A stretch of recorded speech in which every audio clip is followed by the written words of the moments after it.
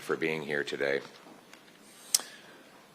What we are seeing is the Government of Canada itself is spiraling out of control right before our eyes and at the very worst time. Today, mere hours before Trudeau's finance minister was to deliver a fall economic update that was expected to smash through her already massive deficit targets, she announced she no longer has confidence in the Prime Minister. Canadians were already anxious about the reckless $40 billion deficit the government had announced last spring, but today, in mere hours, they were expected to learn that it was much higher than that, threatening our social programs and our fiscal stability right in the middle of a potential trade war. The Prime Minister, with the help and instigation of carbon tax Carney, pushed Ms. Freeland to bring on massive, unsustainable, irresponsible spending increases that blew through her self-imposed guardrail. He thought that he would simply push her through that guardrail and off the cliff so that she, and not he and Mr. Carney, would take the blame for the crisis that he and they caused.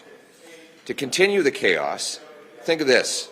The moment the finance minister resigned, the government's published order of precedent meant that François-Philippe Champagne instantaneously became the finance minister.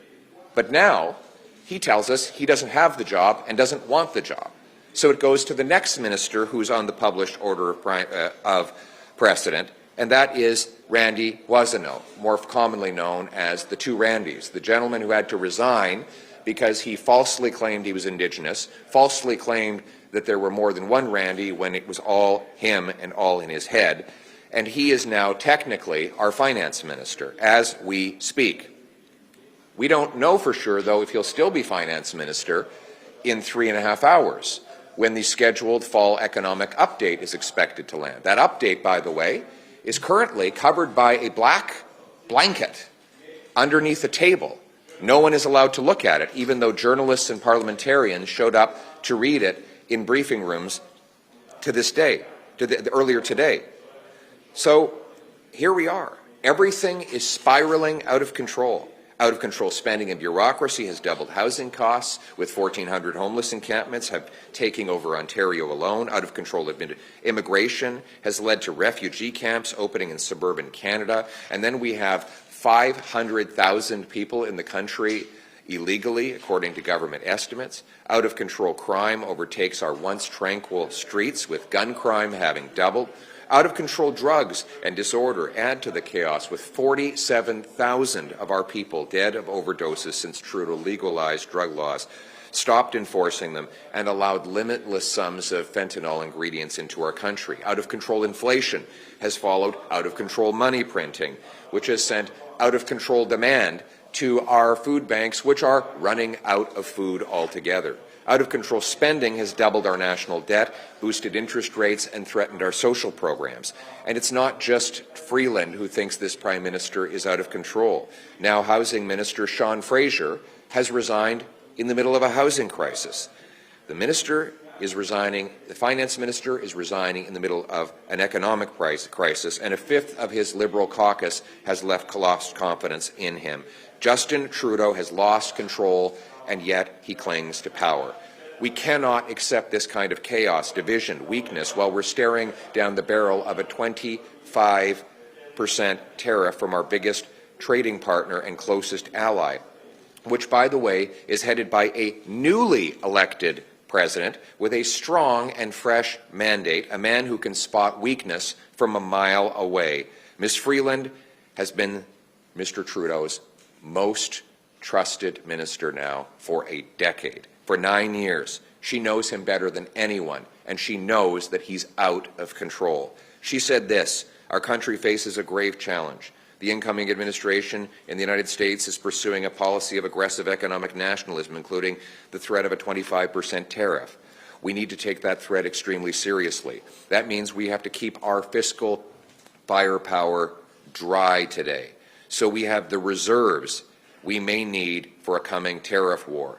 That means eschewing costly political gimmicks, which we can ill afford, and which makes Canadians doubt that we recognize the gravity of the moment. I know Canadians would recognize and respect such an approach. They know we are working for them. They know when we are working for them, and they know when we are working for ourselves. Inevitably, our time in government will come to an end. Will come to an end, she said, and I quote. And it is coming to an end, because we simply cannot go on like this. And it is up to Jagmeet Singh now to make that realization. Mr. Trudeau is being held in office by one man, Jagmeet Singh.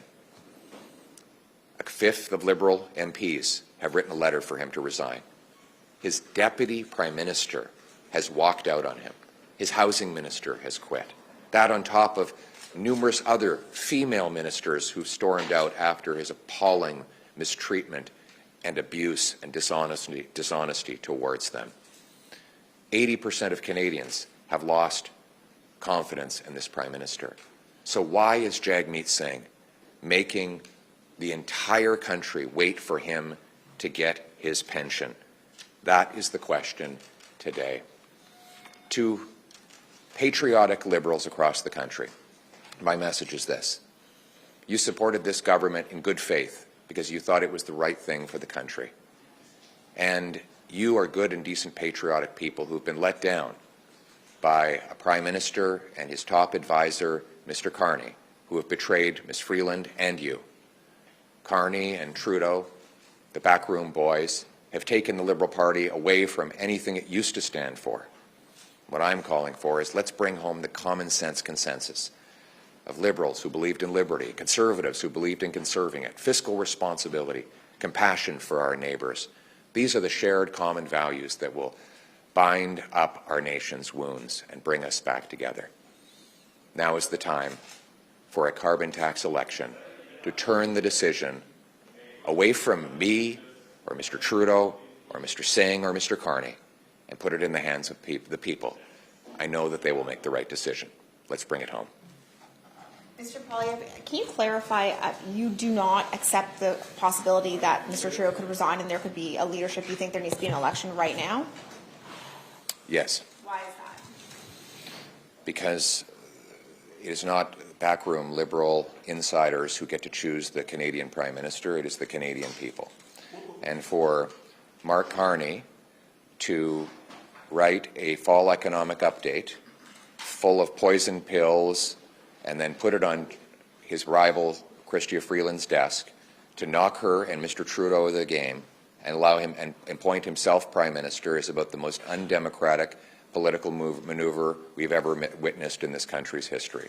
The Canadian people deserve to choose who should be their next Prime Minister. Let's put our faith in them. Is it possible to have a vote on this, though? That's up to Mr. Singh. Will the election itself need to take place before January the 20th, when the catastrophic 25% tariff is slated to come into effect? It would be ideal to have the election done before the President takes office or within the first week or two of his mandate, so that Canadians would have a strong Prime Minister with the brains and backbone, the strength and smarts to stand up for Canada facing down President Trump and our American competitors. To be clear, do you think there is a process? Is there a process in the House of Commons? We're in a minority government. Do you see a process in which the House could vote no confidence before it rises tomorrow? Is there such a maneuver that you can do? I think it's really up to Jagmeet Singh. Freeland resigned hours before tabling the fall economic statement. How should the government now proceed with the Fez? Should it be tabled? Yes. Last question. And maybe the answer is just for them to table the Fez and let's vote up or down on the Fez. It would be a confidence motion. I think the answer is to table the Fez, the fall economic update, and let the House of Commons vote up or down. And if the fall economic update is defeated, then it would be a non-confidence vote and we would proceed to a carbon tax election. Je pense que M. Trudeau devrait déposer la mise à jour économique cet après-midi et permettre un vote ce soir pour permettre la Chambre des communes de montrer si oui ou non on a la confiance ou bien si on va aller en élection pour reprendre le contrôle de notre pays. Last question. Do you think Canadians want their Christmas holiday to be interrupted by a federal election campaign? I think right now Canadians' Christmas holidays are being interrupted by the NDP Liberal hell they're living under. Lining up 2 million people at food banks, 1,400 homeless encampments, a doubling of gun crime, the worst inflation in 40 years, our 6 consecutive quarters of shrinking per capita GDP, $500 billion of investment leaving for the United States. Parents are tossing and turning at night because we have the most indebted households by far in the G7. That's the real hell that is interrupting people's Christmas spirit right now. And I think the best Christmas present we could give Canadians is to let them choose a new, common-sense, conservative government that will bring home Canada's promise, so that anyone from anywhere can do anything, hard work, gets them a powerful paycheck and pension that buys affordable food,